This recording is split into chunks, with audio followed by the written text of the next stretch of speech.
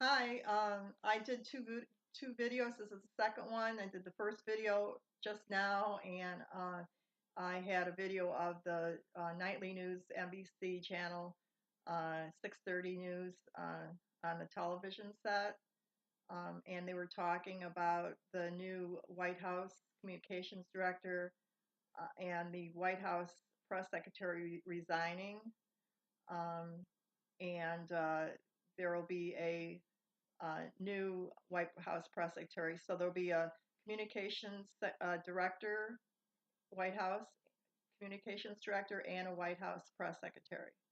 And in the first video, it sounded like I just found that out, but I knew earlier today.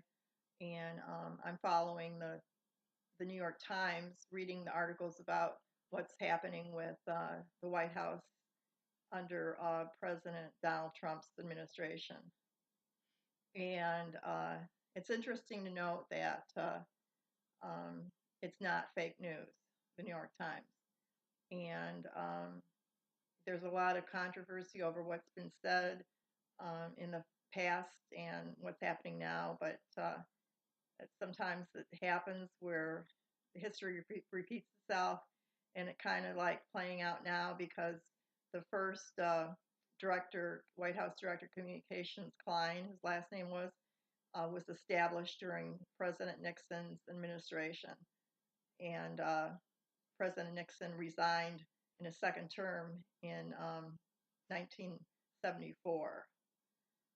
So, what happens now with the shakeup in the White House with the members there that work there under President Donald Trump?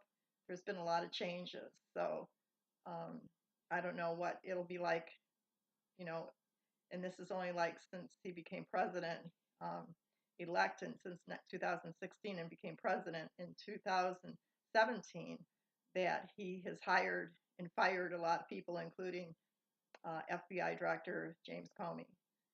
So he's under investigation regarding Russia and the election, U.S. president election. So wherever it may lead, it's going to be very um, a need to know basis, and not only for the president, but also for the American public to actually know what actually happened.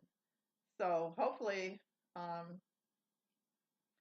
there will be a breakthrough, and whenever that happens, I'm sure the New York Times will be the first newspaper to report it, just like the reporting of Carl Bernstein and Bob Woodward during the Watergate investigation back in the 1970s.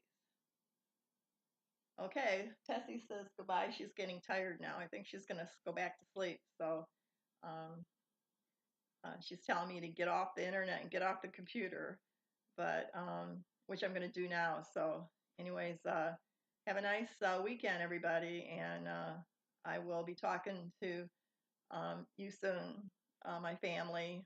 Um, and we have Mackinac race here in Port Huron this weekend. So tonight is boat night. Last night was family night. So uh, I've been to both before, but not tonight or last night. I'm staying home. But my sister sailed with her future husband on the Mackinac race a long time ago in the 1980s. And theirs was last boat that got into Mackinac Island, and they won the pickle flag.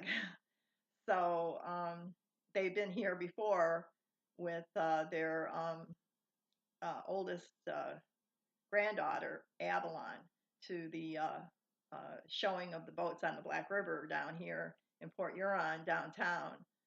So it was a nice visit when they came to visit me afterwards, and then we went out to lunch.